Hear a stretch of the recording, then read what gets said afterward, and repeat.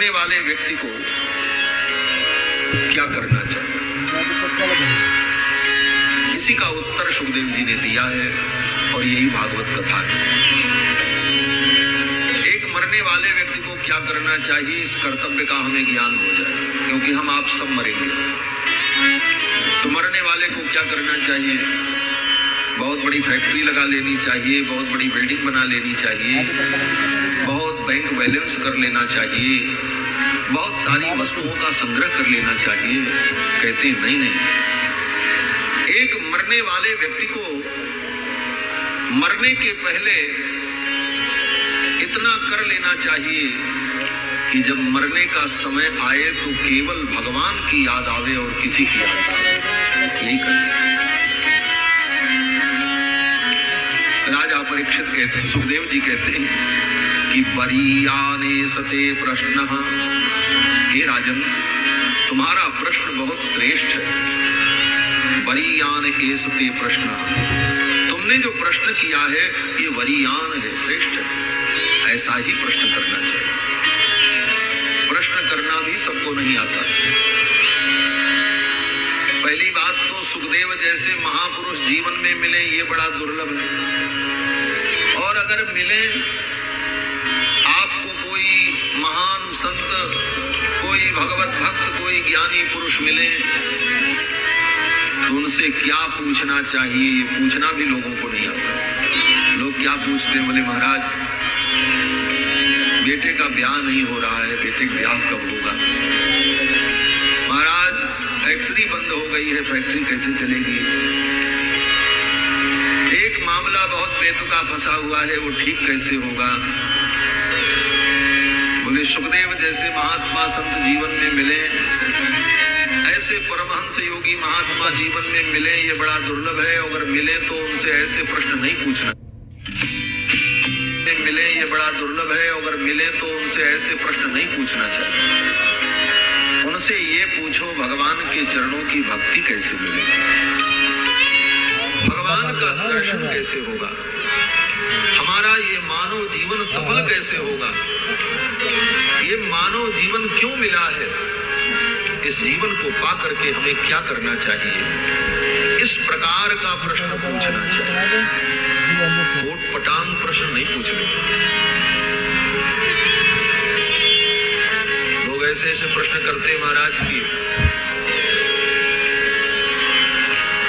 एक व्यक्ति 7 दिन कथा सुना और फिर अंत में पूछता क्या? बोले महाराज कथा बहुत अच्छी सुनाई, एक शंका है। बोले क्या शंका? बोले महाराज रामायण की कथा हो रही थी, महात्मा कथा सुना रहे थे, 7 दिन तक कथा सुनी और फिर अंत में उसने कहा महाराज कथा आपने बड़ी सुंदर सुनाई, एक शंका। बोले इतनी कथा सुनाने के बाद भी तुम्हारी शंका नहीं मिटी? बोले महाराज सब शंका मिट गई, एक ही शंका बची है। बोले क्या? बोले एक बात आप स्पष्ट बता दो, रावण राक्षस था कि राम जी राक्षस थे? महात्मा ने कहा धन्य हो, 7 दिन कथा सुनने के बाद तुमको ये भी नहीं समझ में आया तो मैं क्या बताऊं? बोले महाराज बता दो, रावण राक्षस था कि राम जी राक्षस थे? महात्मा ने कहा न रावण राक्षस था न राम जी राक्षस थे, एक राक्षस तुम हो एक मैं हूं। 7 दिन मैंने तुमको कथा सुनाया और तुम समझ नहीं पाए। एक महात्मा गीता की व्याख्या कर रहे थे, गीता की महिमा बता रहे थे। सर्वोपनिषदो गावो दोग्धा गोपाल नंदन पार्थो वत्स सुधीर भोक्ता दुग्धम गीतामृतम महत्। सारे उपनिषदों को गाय बनाया, सर्वोपनिषदों गाओ दोग्धा गोपाल नंदन, गोपाल नंदन नंद नंदन ब्रजेंद्र नंदन भगवान श्री कृष्णचंद्र दोग्धा बने, दोग्धा माने दुहने वाला। और उन्होंने उस गाय को दुहा और दुह करके गीतामृत रूपी दूध प्रकट किया। ये गीता की महिमा में कहा जाता है श्लोक। महात्मा गीता का प्रवचन कर रहे थे, श्लोक की व्याख्या की, सुनने वाले ने सुना।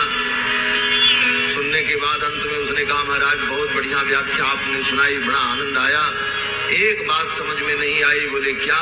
बोले श्लोक में आपने जो कहा सर्वोपनिषदो गाओ दोग्धा गोपाल नंदन, तो ये 2 गधा कौन थे? ये 2 गधा कौन थे हमको बता दो।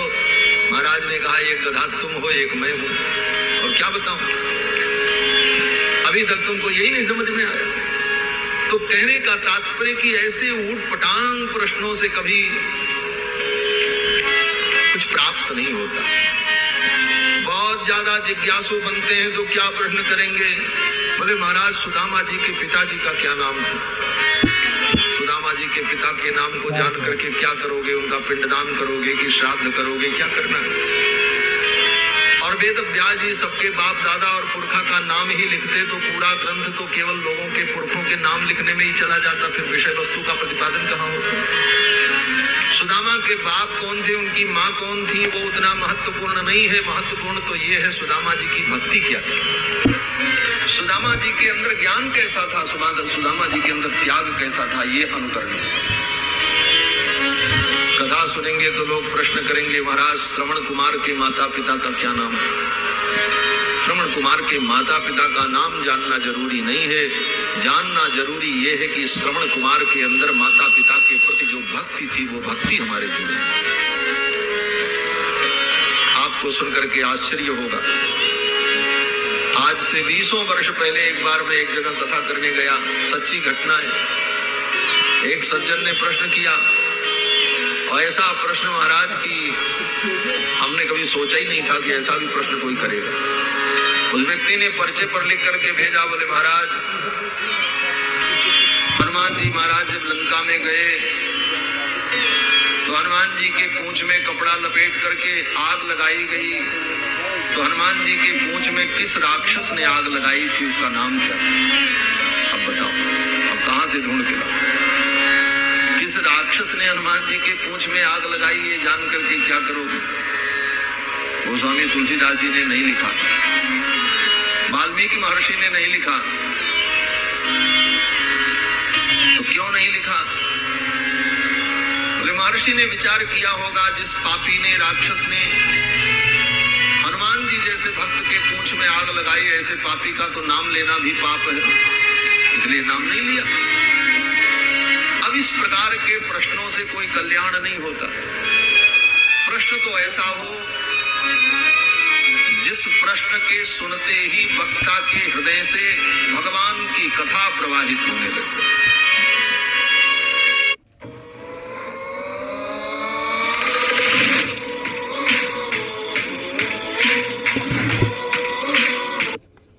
भगवान की कथा प्रवाहित होने लगे।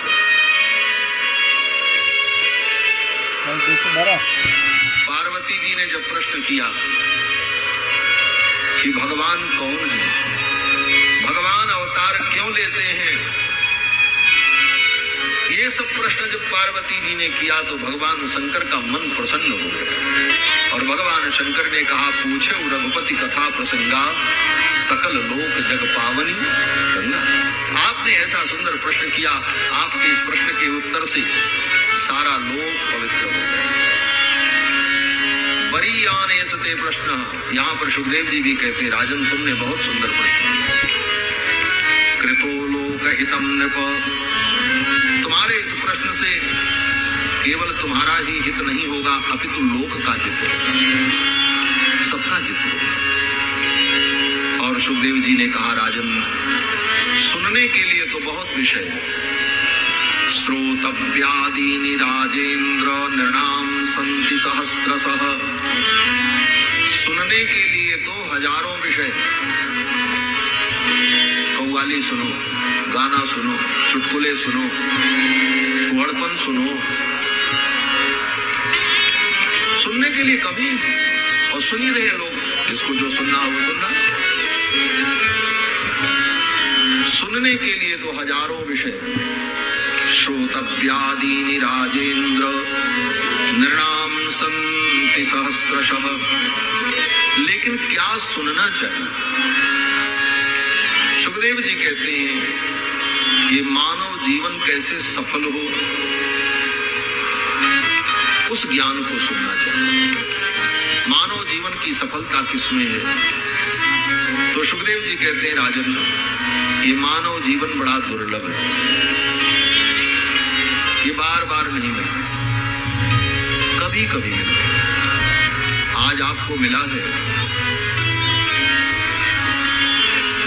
महाराज जब चाहो आपको ये जीवन मिल जाए, ये आपके हाथ में नहीं, हमारे हाथ में नहीं। आज मिला हुआ है, ये भगवान की कृपा है। इसीलिए गोस्वामी जी महाराज कहते हैं, प्रभु की करी करुणा नर दे, प्रभु की करी करुणा नर दे, तेते ईस बिनु हेतु सनेही, तेते ईस बिनु हेतु सनेही, तेते ईस बिनु हेतु सनेही, तेते ईस बिनु हेतु सनेही, प्रभु की करी करुणा नर दे, प्रभु की करी करुणा नर दे, प्रभु की करी करुणा। भगवान जब करुणा करते तब ये नर्तन मिलता। ये नर्तन मिला, इसके लिए आपने भगवान को कोई प्रार्थना